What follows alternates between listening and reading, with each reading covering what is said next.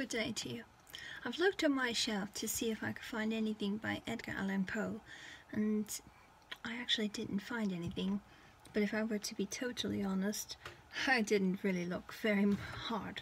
So I found something on the internet, and I think it sounds nice. So I will read this. The Pit and the Pendulum, I searched. Published in 1850. Here's a bit of text that's in Latin. Let's have a listen. But it's possible I could screw it up a little bit. Impia tortorum longos hic turba fororis. It says fororis, I'm not sure about that. Sanguinis innocui non satiata aluit. Sospit nunc patria fracto nunc funeres antro. Mors ubi dira fuit vita salusc patent. Quatrain composed for the gates of the market to be erected upon the Jacobin Club house at Paris. So scroll down a bit. I was sick, sick unto death, with that long agony. And when they at length unbound me, and I was permitted to sit, I felt that my senses were leaving me. The sentence, the dread sentence of death, was the last distinct accentuation which reached my ears. After that, the sound of the inquisitorial voices seemed merged in one dreamy, intermediate hum. It conveyed to my soul the idea of revolution, perhaps from its association in fancy with the burr of a mill wheel. This only for a brief period, for presently I heard no more. Yet for a while I saw, but with how terrible an exaggeration. I saw the lips of the black-robed judges. They appeared to me white, whiter than the sheet upon which I traced these words, and thin to the grotesqueness, thin to the intensity of their expression of firmness, of immovable resolution, of stern contempt of human torture. I saw that the decrees of what to me was fate were still issuing from these lips. Excuse me, I already screwed up. From those lips. I saw them writhe with a deadly locution. I saw them fashion the syllables of my name, and I shuddered because no sound succeeded. I saw too, for a few moments of delirious horror, the soft and nearly imperceptible wavering of the sable draperies which enwrapped the walls of the apartment. And then my vision fell upon the 7 tall candles upon the table, and at that point I think of the menorah. At first they wore the aspect of charity. They seemed white and slender angels who would save me. But then, all at once, there came the most deadly nausea over my spirit, and I felt every fibre in my frame thrill, as if I had touched the wire of a galvanic battery, while the angel forms became meaningless spectres with heads of flame, and I saw that from them would be no help. And then there stole into my fancy, like a rich musical note, the thought of what sweet rest there must be in the grave. Repose. The thought came gently and stealthily, and it seemed long before it attained full appreciation. For just as my spirit came at length properly to fill and entertain it, the figures of the judges vanished, as if magically, from before me. The tall candles sank into nothingness. Their flames went out utterly. The blackness of darkness supervented. All sensations appeared swallowed up in a mad rushing descent, as if the soul into Hades. Then silence and stillness. Night were the universe. I must scroll down further. I had swooned, but still not say that that all of consciousness was lost. What of it there remained, if I not attempt to define, or even to describe? Yet all was not lost. In the deepest slumber, no. In delirium, no. In a swoon, no. In death, no. Even in the grave, all is not lost. Yes, there is no immortality for man. Arousing from the most profound of slumbers, we break the gossamer web of some dream. Yet, in a second afterward, so frail may be the web have been, we remember not that we have dreamed. In the return to life from the swoon, there are two stages. First, that of the sense of mental or spiritual. Secondly, that of the sense of the physical existence. It seems probable that if, upon reaching the second stage, we could call the impressions of the first, we should find these impressions eloquent in memories of the gulf beyond. And that gulf is what? How at least shall we distinguish its shadow from those of the tomb?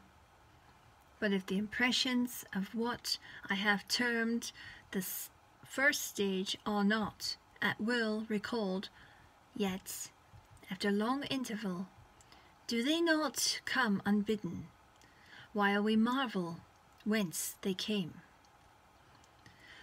He who has never swooned is not he who finds strange palaces and wildly familiar faces in coals that glow. Is not he who beholds floating in mid-air and sad visions that the many may not view, is not he who ponders over the perfume of some novel flower, is not he whose brain grows bewildered with the meaning of some musical cadence which has never before arrested his attention. It's beautiful, isn't it? Amid frequent and thoughtful endeavours to remember, amid earnest struggles to regather some token of the state of seeming nothingness into which my soul had lapsed, there have been moments that I have dreamed of success. There have been brief, very brief periods when I have conjured up remembrances which the lucid reason of a later epoch assures me could have had reference only to that condition of seeming unconsciousness. These shadows of memory tell indistinctly of tall figures that lifted and bore me in silence down, down, still down, till a hideous dizziness oppressed me at the mere idea of the interminableness of the descent. They tell also of a vague horror at my heart on account of that heart's unnatural stillness. Then comes a sense of a sudden motionlessness throughout all things, as if those who bore me, a ghastly train, had outrun in their descent the limits of the limitless, and paused from the wearisomeness of their toil. After this I call to mind flatness and dampness, and then all is madness, the madness of a memory which busies itself among forbidden things.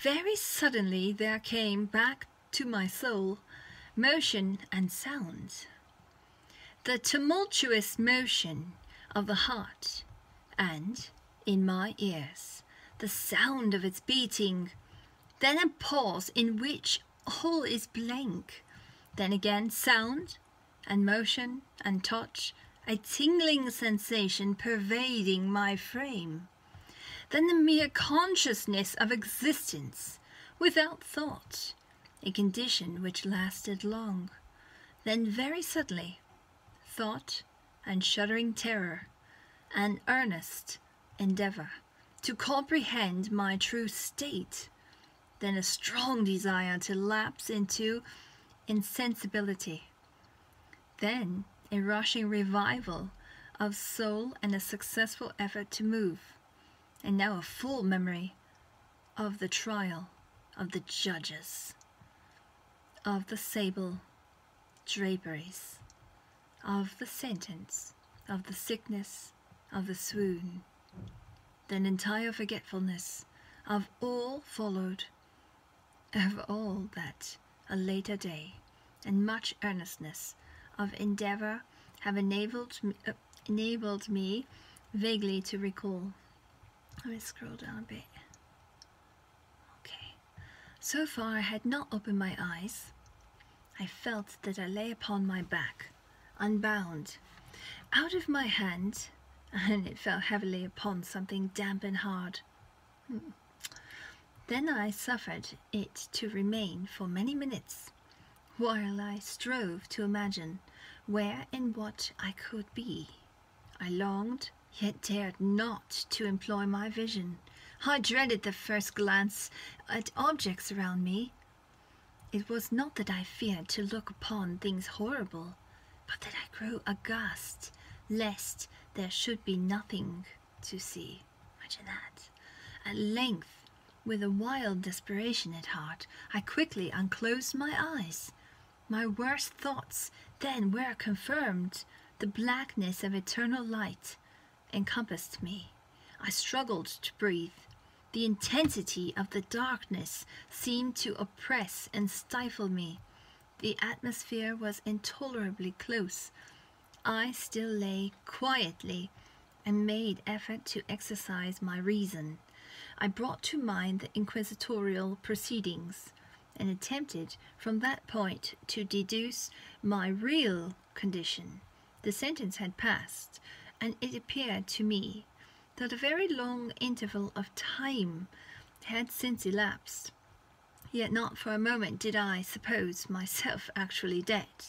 Such a supposition, notwithstanding what we read in fiction, is altogether inconsistent with real existence.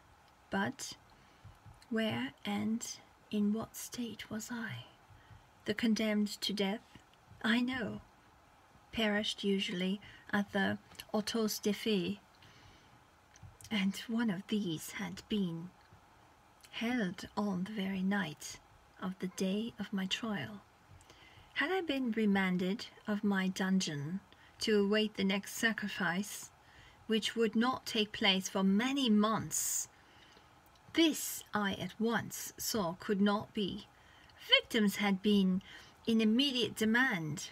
Moreover, my dungeon, as well as the condemned cells of Toledo, had stone floors, and light was not altogether excluded. I have to scroll down a bit.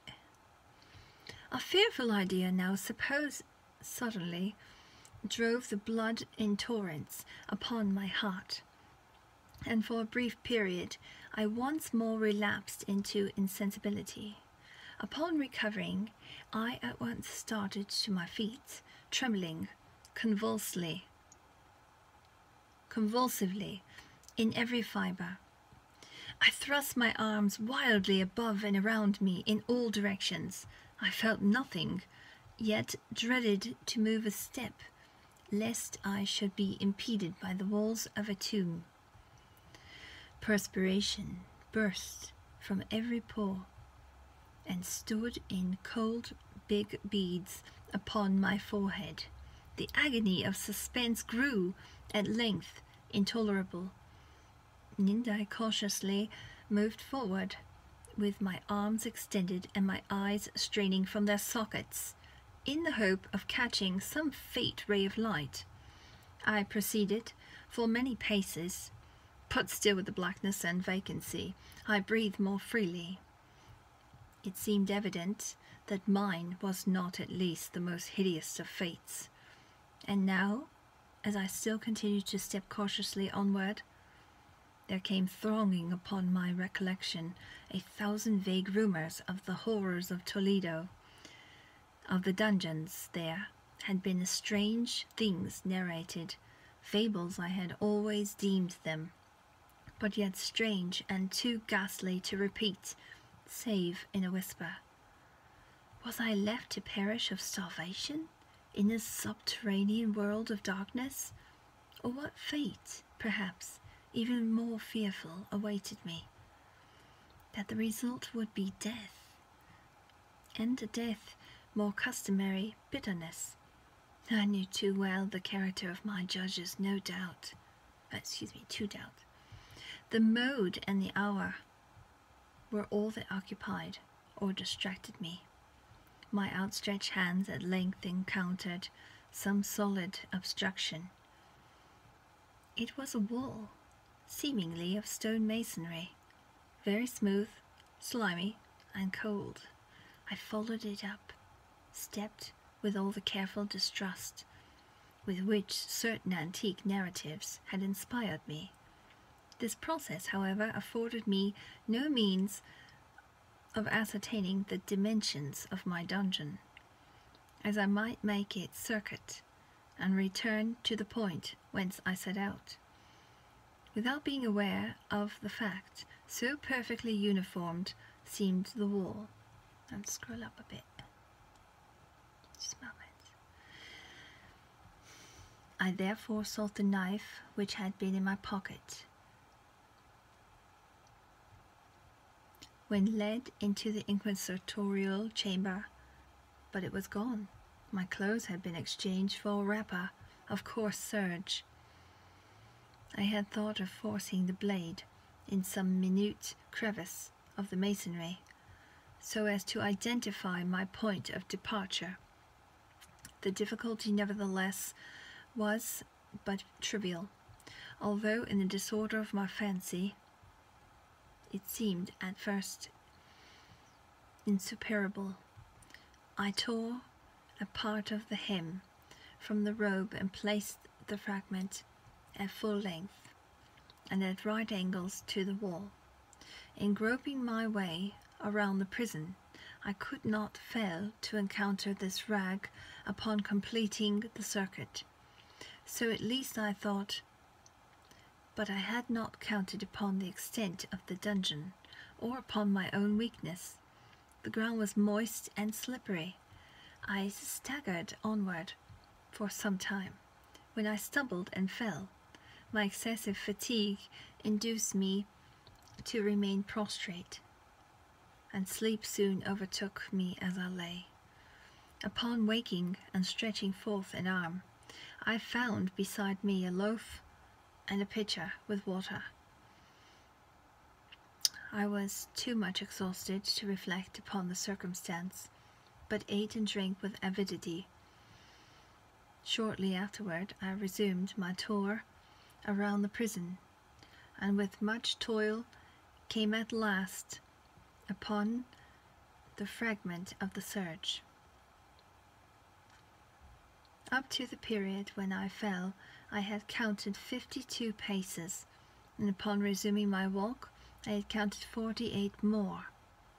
When I arrived at the rag, there were in all then 100 paces, and admitting 2 paces to the yard, I presumed the dungeon to be 50 yards in circuit. I had met, however, with many angles in the wall, and thus I could form no guess at the shape of the vault. For vault, I could not help supposing it to be. Scroll once more.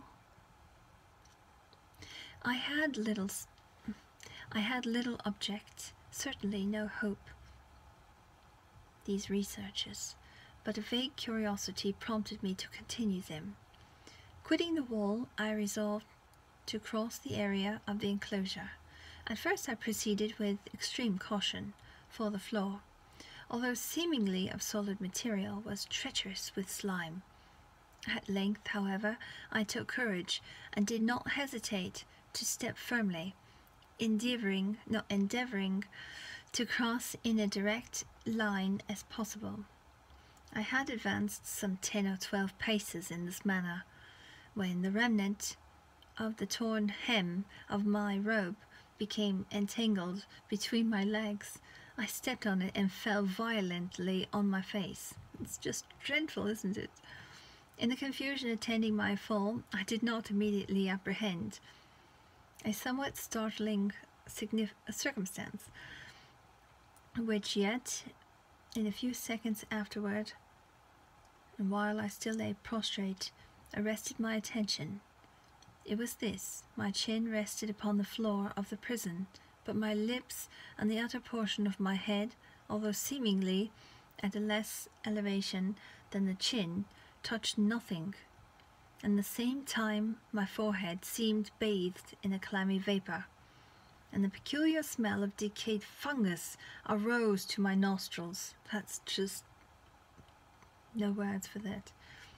I put forward my arm and shuddered to find that I had fallen at the very brink of the circular pit. Oh, good grief!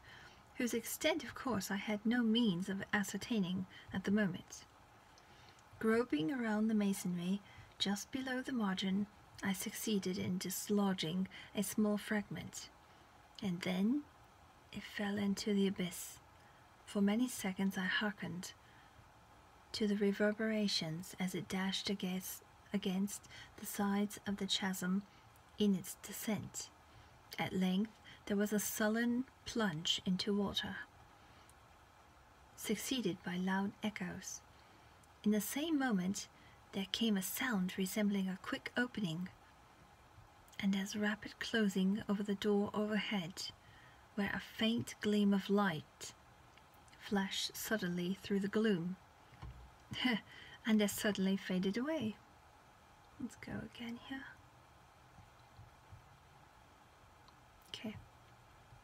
I saw clearly the doom which had been prepared for me, and congratulated myself upon the timely accident by which I had escaped.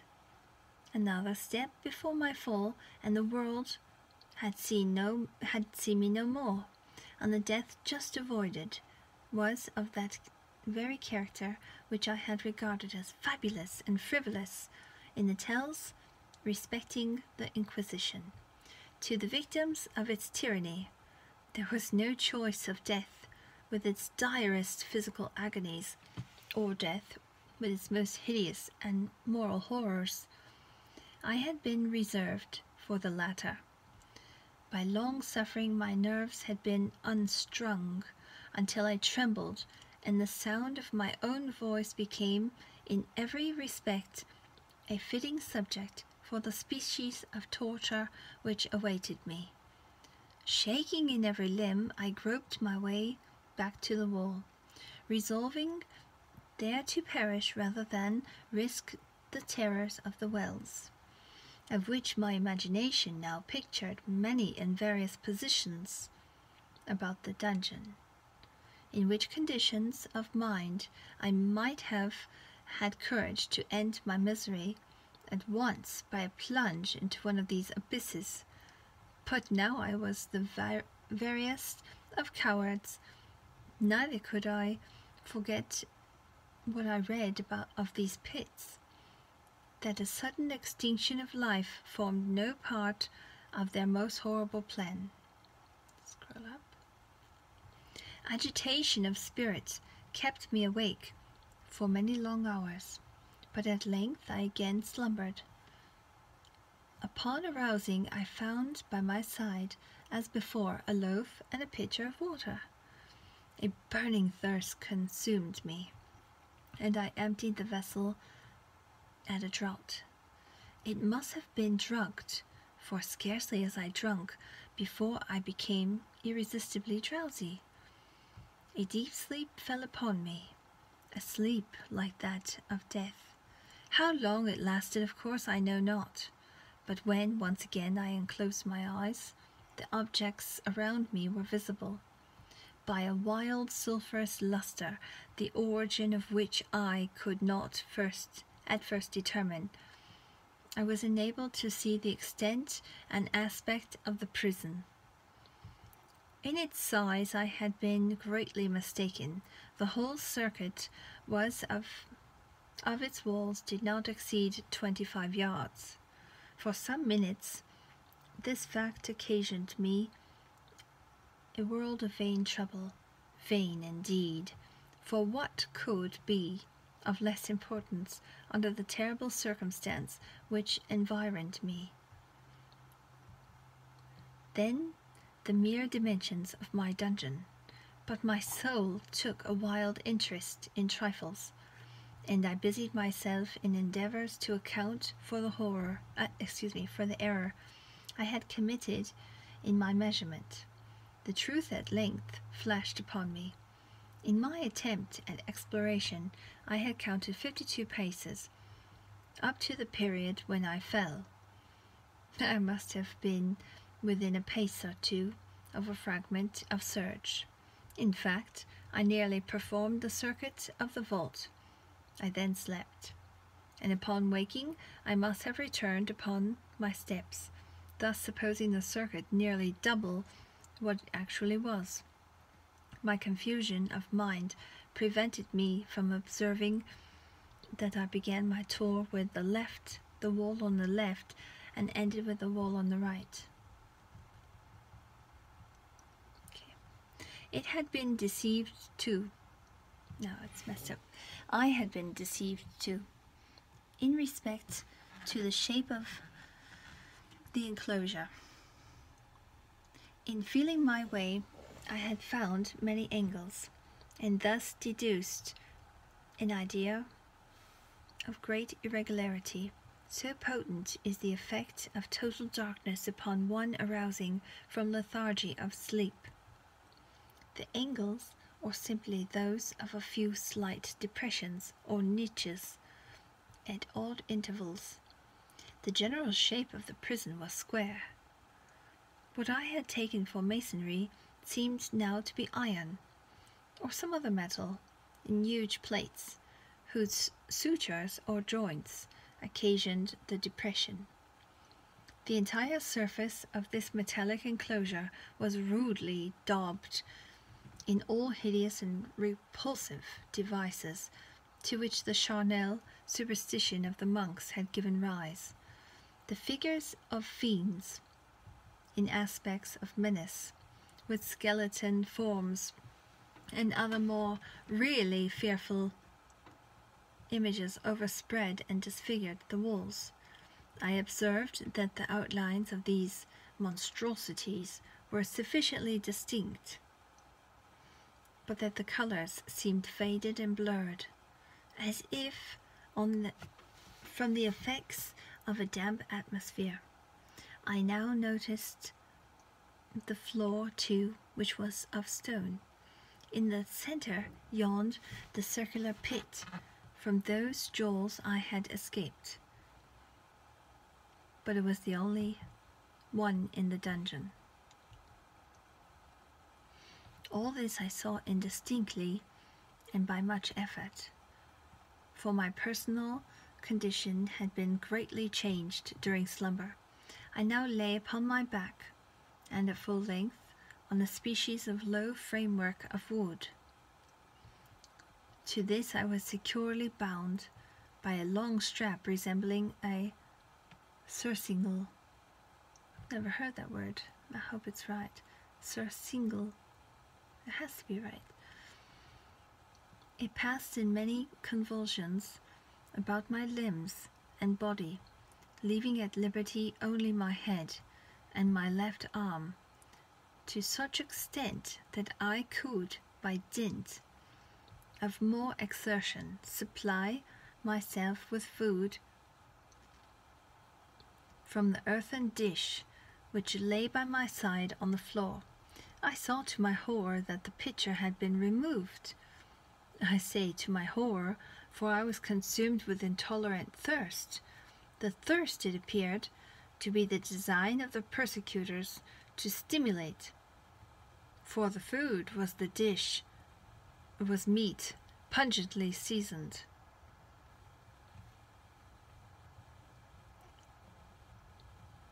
Looking upward I surveyed the ceiling in my prison. It was some 30 or 40 feet overhead, and constructed much as the side walls. In one of its panels, a very singular figure riveted my whole attention. Oh wow! It was the painted figure of Time, as he is commonly represented, save that in lieu of a Sith. I was just making a poem about that. He held what, at a casual glance, I supposed to be pictured image of a huge pendulum, such as we see on antique clocks. There was something, however, in the appearance of this machine which caused me to regard it more attentively. While I gazed directly upward at it, for its position was immediately over my own. I fancied that I saw it in motion. I need to take a break. In an instant afterward, the fancy was confirmed. Its sweep was brief and of course slow. I watched it for some minutes, somewhat in fear, but more in wonder, wearied at length with observing its dull movement. My God, getting tired of reading it, I think. I turned my eyes upon the other objects in the cell. A slight noise attracted my notice, and looking to the floor, I saw several enormous rats. I hate rats, traversing it. Oh, that's the most dreadful and scariest thing. Or mice, too. I don't like them either. They had issued from the wall, which lay just within view to my right. Even then, while I gazed, they came up in troops, so many, hurriedly, with ravenous eyes, allured by the scent of the meat. Oh my God! From this it required much effort and attention to scare them away. Yeah, I would think so. It might have been half an hour, perhaps even an hour. Oh, he must have been so tired. For in cast, I could take but imperfect note of time before I again cast my eyes upward. What I then saw confounded and amazed me. The sweep of the pendulum had increased in extent by nearly a yard. As a natural consequence, its velocity was also much greater. But what mainly disturbed me was the idea that it had perceptibly descended.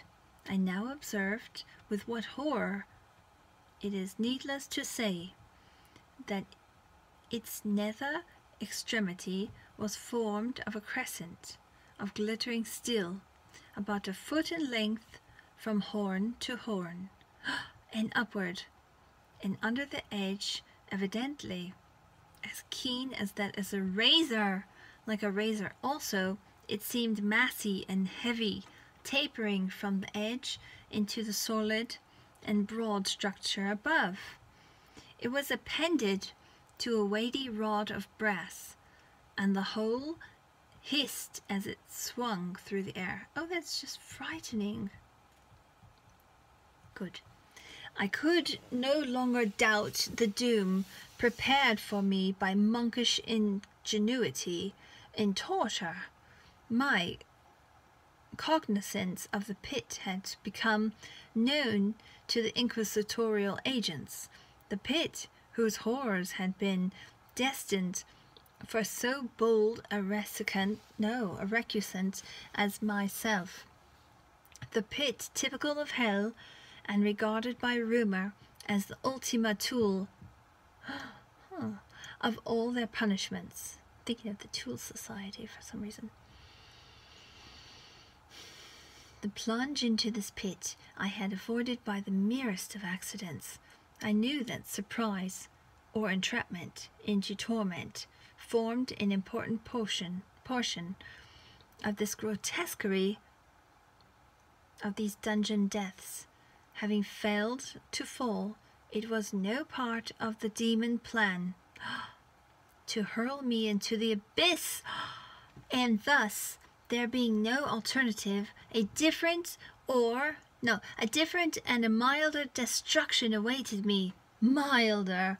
I half smiled in the agony as I thought of such application of such a term. What boots it to tell of the long, long hours of horror, more than mortal, during which I counted the rushing vibrations of the steel, inch by inch, line by line, with the descent only appreciable at intervals that seemed that seemed ages. Down and still down it came. Days passed. It might have been that many days had passed. It swept so closely over me as to fan me with its acrid breath. The odor of the sharp steel forced itself into my nostrils. I prayed. I wearied heaven. That's so nice. With my prayer for its more speedy descent. I grew frantically mad and struggled to force myself upward against the sweep of the fearful scimitar. And then I felt suddenly calm and lay smiling at the glittering death as a child of some rare bauble. That's really awful. Scroll it up. There was another interval of utter insensibility. It was brief, for upon again lapsing into life, there had been no perceptible descent in the pendulum. But it might have been long, for I knew there were demons who took note of my swoon, and who could have arrested the vibration at pleasure. Upon my recovery, too, I felt very, expressibly sick and weak, as if through a long inanition. I don't know this word. Inanition. I think it's inanition. I have to look it up. Even amid the agonies of the period, the human nature craved food. With painful effort, I outstretched my left arm as far as the bonds permitted, and took possession of the small remnant which had been spared me by the rats. As I put portion of it within my lips, there rushed to my mind a half-formed thought of joy, of hope.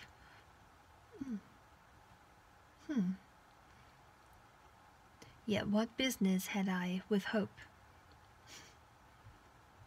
It was, as I say, a half-formed thought. Man has many such which are never completed. I felt that it was joy of hope, but felt also that it had perished in its formation. Somehow it reminds me of what I wrote the other day.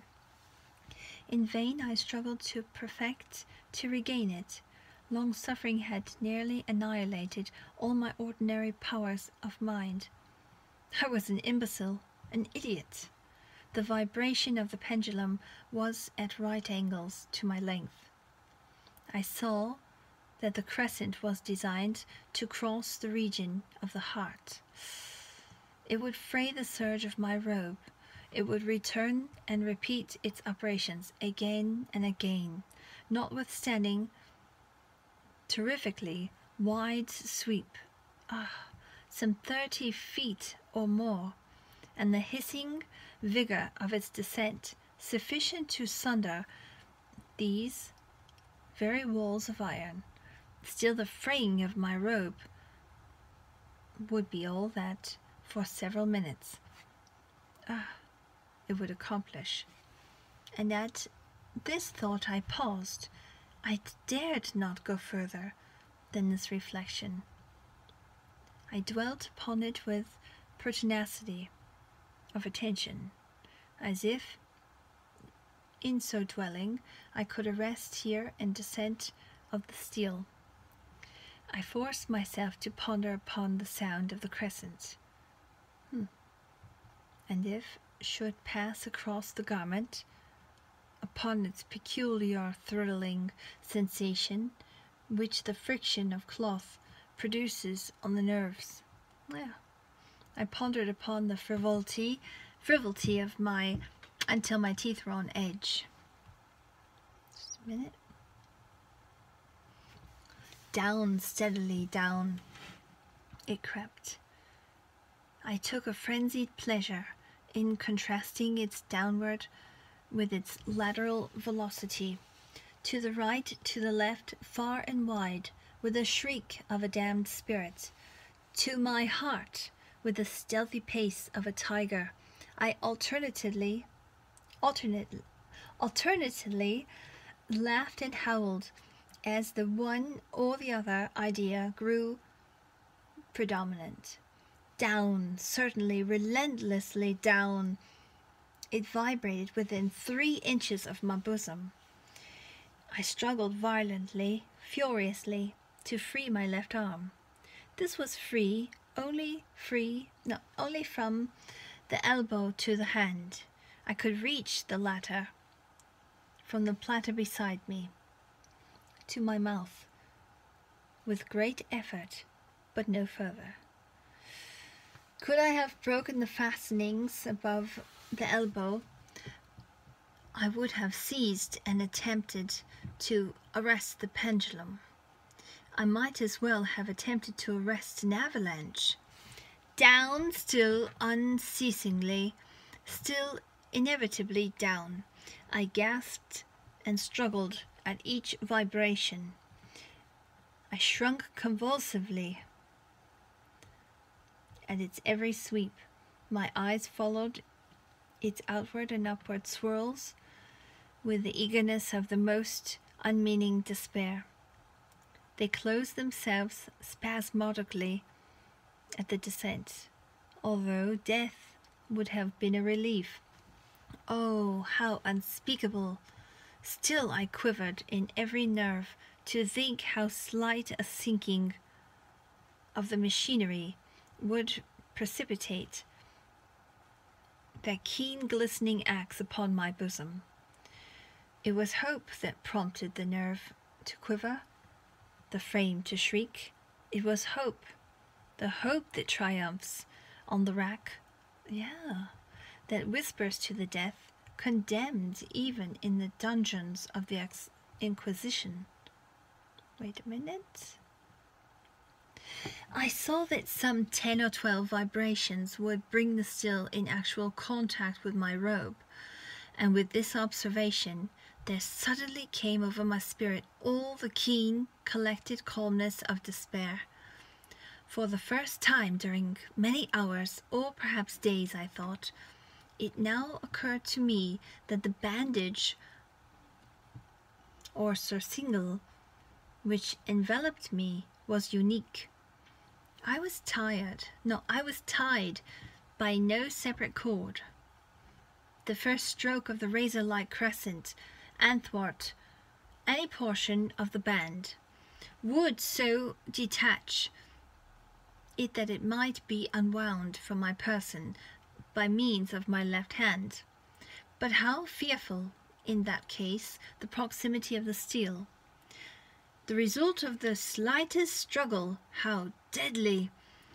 Was it likely, moreover, that the minions of the torturer had not foreseen and provided for this possibility? Was it probable that the bandage crossed my bosom in the track of the pendulum, dreading to find my faint? And as it seemed, in a hope frustrated, I so far elevated my head as to obtain a distinct view of my breast. The surcingle enveloped my limbs and body close in all directions, save in the path of the destroying crescent. Sounds a little bit like James Bond, doesn't it?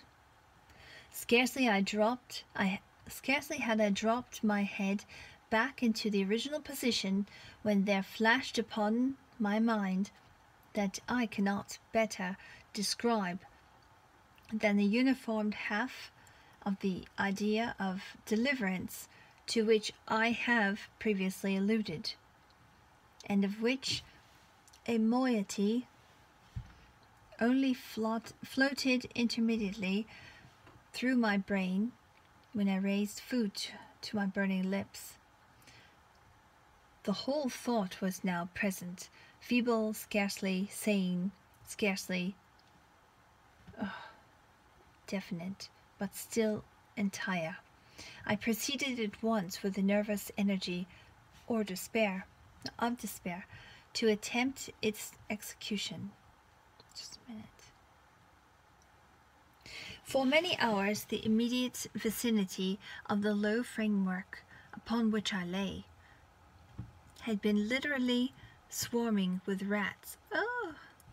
They were wild, bold, ravenous, their red eyes glaring upon me as if they waited but for motionlessness on my part to make me their prey. To what food, I thought? Have they been accustomed in the well? Oh, that's so disgusting. They had devoured, in spite of all my efforts to prevent them, all but a small remnant of the contents of the dish. I have fallen into the habitual seesaw or wave of the hand about the platter, and at length the unconscious uniformity of the movement deprived it of effect. In their voracity, the vermin frequently fastened.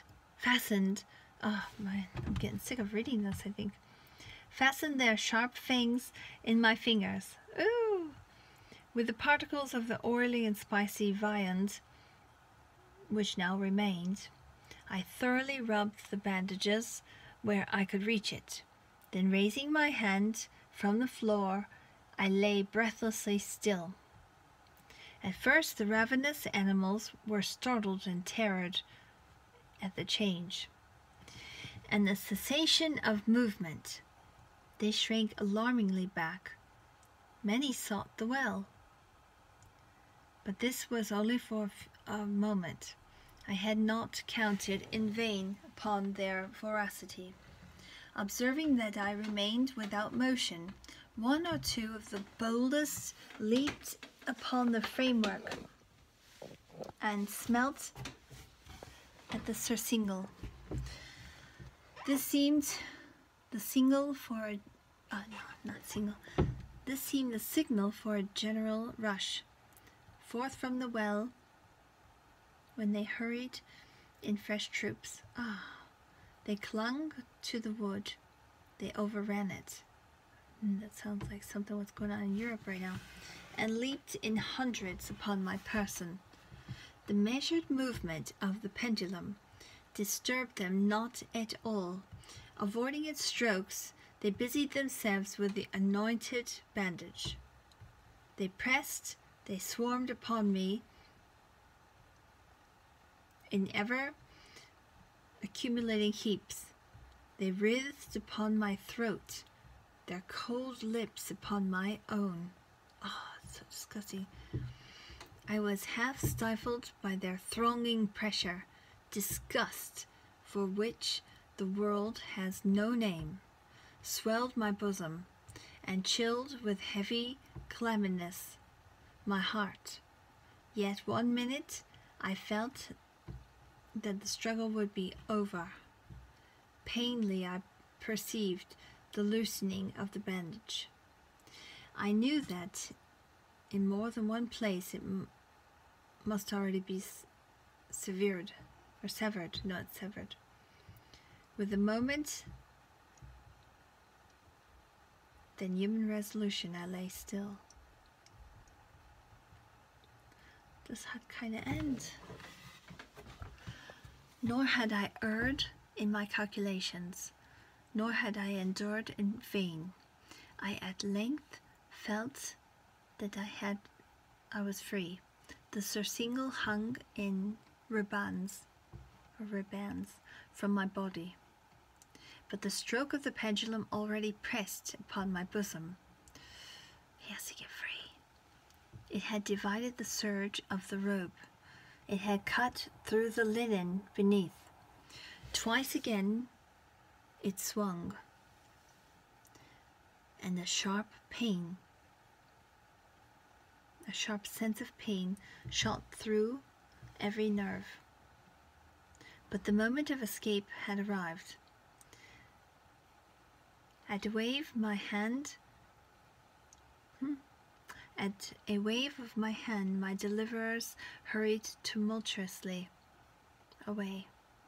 With steadily movement, cautious, sidelong, shrinking, and slow, I slid from the embrace of the bandage and beyond the reach of the scimitar.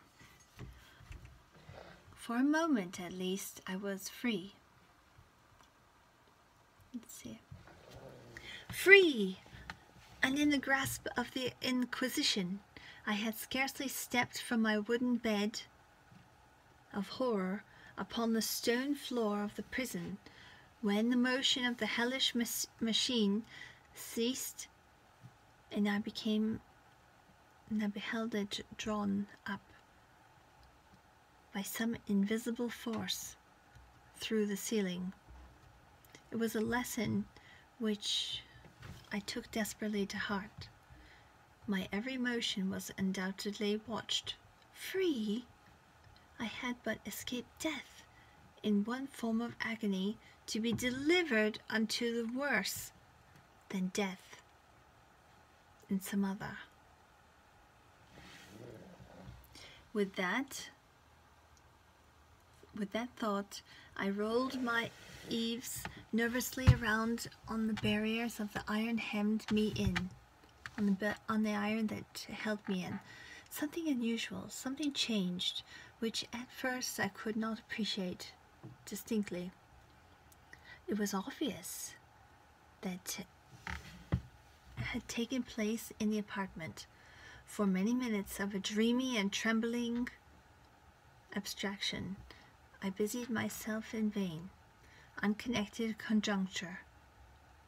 During this period, I proceeded from a fissure about half an inch in width, extending entirely around the prison at the base of the walls, which thus appeared and were completely separated from the floor. I endeavored, but of close, vain, through the aperture.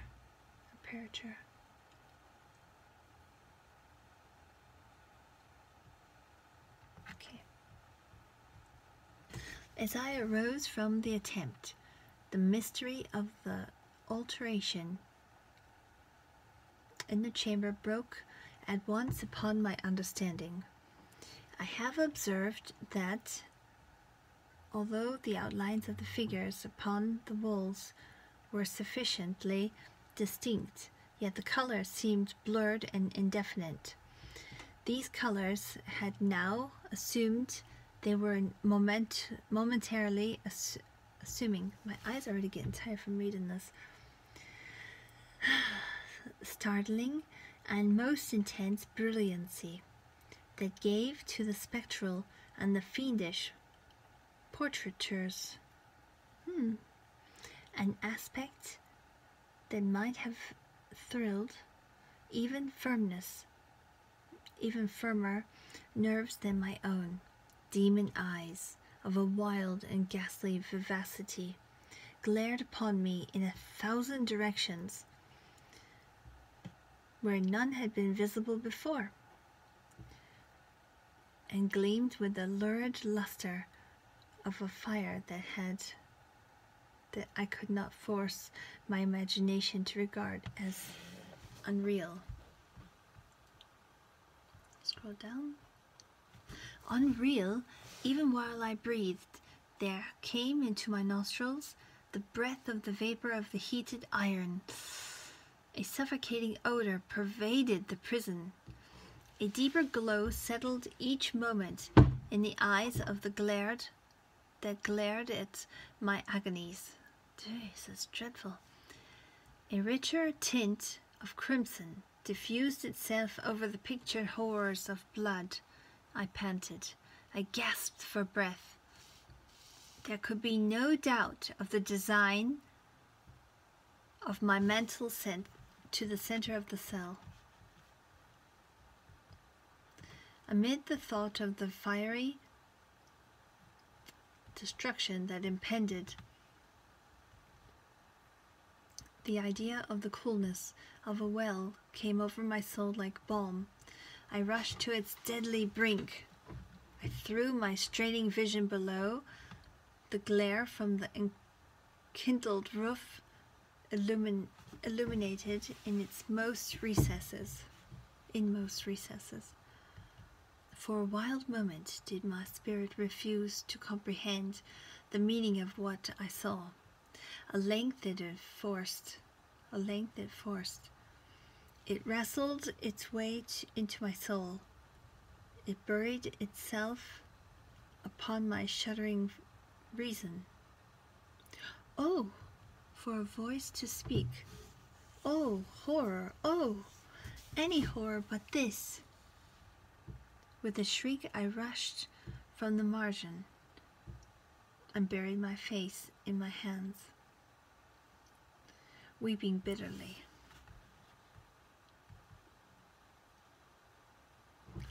The heat rapidly increased, and once again I looked up, shuddering as with a fit of the ague. There had been a second change in the cell, and now the change was obviously in the form. As before, it was in vain that I at first endeavored to appreciate or understand what was taking place.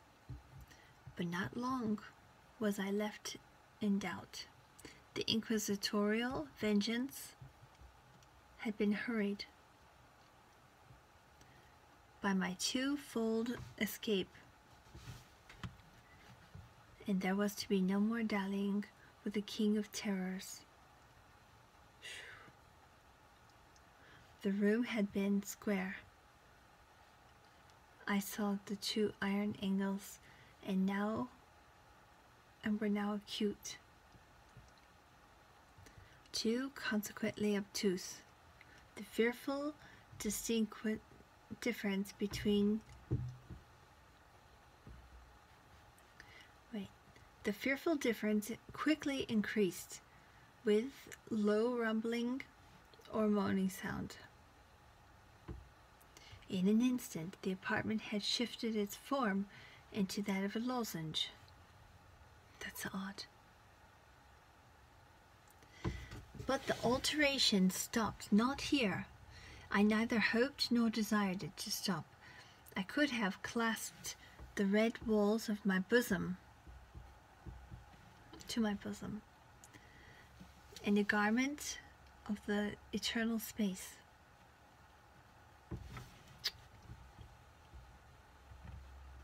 Death, I said, any death but that of the pit. Fool! Might I have not known that in the pit it was the object of which was burning iron to urge me? Could I resist its glow? If even that, could I withstand its pressure? And now, flatter and flatter grew the lozenge with a rapidity